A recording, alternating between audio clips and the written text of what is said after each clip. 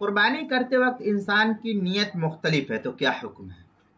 چنانچہ قربانی کے جانور میں شریک افراد میں سے نفل قربانی کی نیت کی اور کسی نے واجب قربانی کی یا کسی نے قربانی کی نیت کی اور دوسرے نے عقیقے کی نیت کی تو قربانی سب کی درست ہو جائے گی، کیونکہ سب نے ثواب اور قربت حاصل کرنے کی نیت سے حصہ لیا ہے، لہذا سب کا قربانی کرنا یا عقیقہ کرنا یہ درست ہو جائے گا۔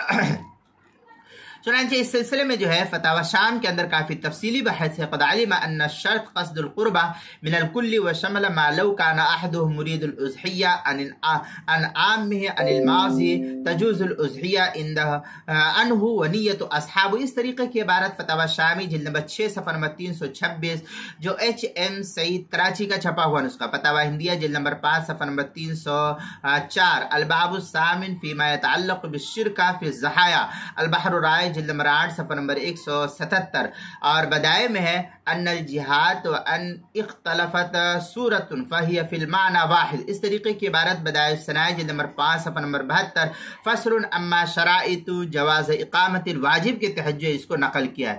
اسی طریقے سے قربانی کے مسائل کا انسائکلوپیڈیا اس کے حروف تہجی نون، عنوان ہے نیت مختلف ہے، صفحہ نمبر 173 پر اس کو نقل کیا گیا ہے۔